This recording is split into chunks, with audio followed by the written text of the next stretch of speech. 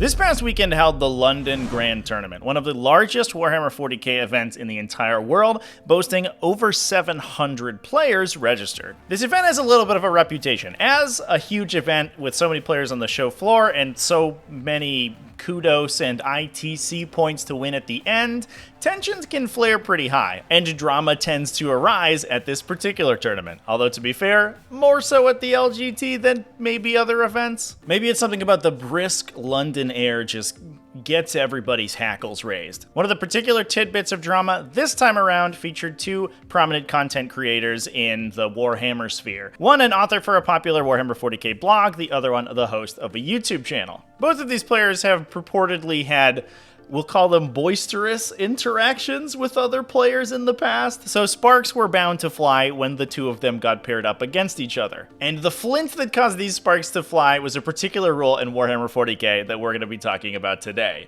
This is the artillery and crew rule, which appears in a lot of factions in the game. In this case, Astra Militarum, but we can also find it on orc artillery weapons as well as support weapon platforms out of Eldari. Now, these models in question represent a crewed artillery piece, basically a big gun that sits on the ground and has a number of infantry models around it who are meant to represent the loaders and gunners that are actually operating the weaponry. And the rule itself is pretty straightforward. You have some crew models that are required to surround the weapon, but don't really count for any rules purposes. They're mostly just there for flavor. In particular, those crew models must remain within 1 inch of their artillery piece model. The crew models cannot be targeted or attacked separately, and visibility and ranges are measured from the artillery piece, not the crew itself. Importantly, this means that not only can the crew not draw line of sight themselves, ostensibly meaning that when you're firing a bullet from the artillery piece, it's coming from the artillery, not the dude shooting the artillery, but also importantly, even if your opponent can see one of the crew models, they can't necessarily shoot at the artillery unit. In addition, all ranges are measured from the artillery piece model, so similarly, we can't be measuring a weapon range from the model who is loading the gun.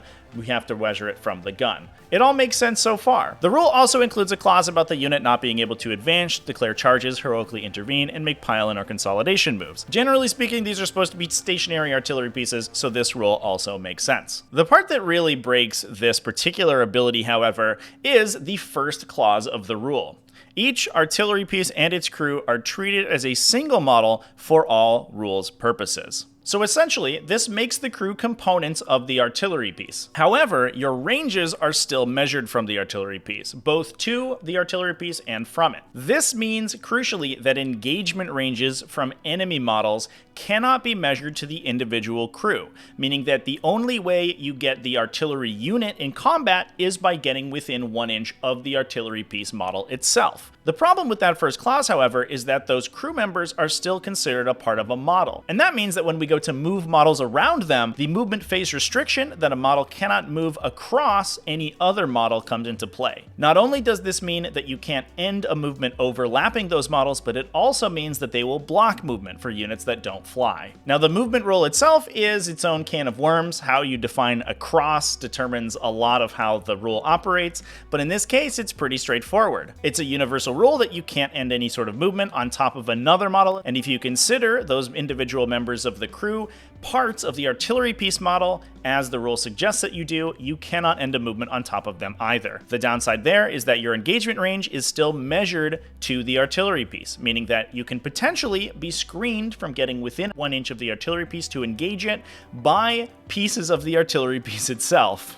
So let's say, for example, that we take those members of the crew and we surround the artillery piece such that they're at the outermost edge of its engagement range. When an enemy declares a charge on that artillery piece, they cannot end overlapping the crew members, but can't measure their engagement range until they're within 1 inch of the artillery feature. That means that the crew members, while being part of the artillery piece, can block charges because you can't engage them individually. You must engage the gun that they're crewing, and you can't end a movement on top of them to get within within an inch of the gun that they're crewing. This becomes even more difficult if you start to bring terrain into account, where walls or other similar obstructions can further impede where your models can land at the end of a charge. In this way, you can make buildings or units incredibly difficult to engage by using the walls of the terrain feature to stop the placement of enemy units alongside these individual crew models. The crew models also don't suffer damage until the artillery piece is destroyed, and even if you can draw line of sight to them, if you can't draw line of sight to the gun, you can't attack it, meaning that in some situations, and especially for these artillery pieces that can fire out of line of sight,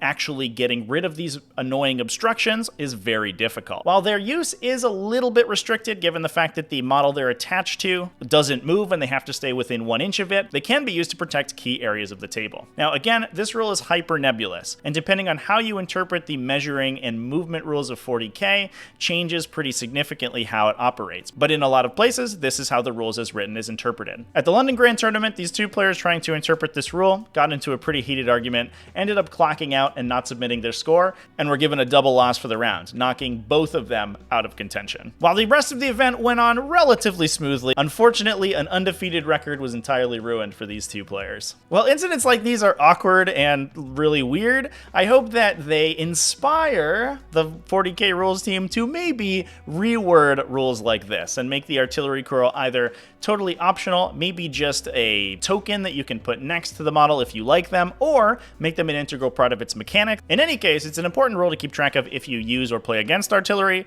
and hopefully we see a change in the future. Thanks for watching all the way to the end of this video. Let me know down in the comment section if you like these little tiny rules videos. Remember to keep it classy, folks, and have happy wargaming.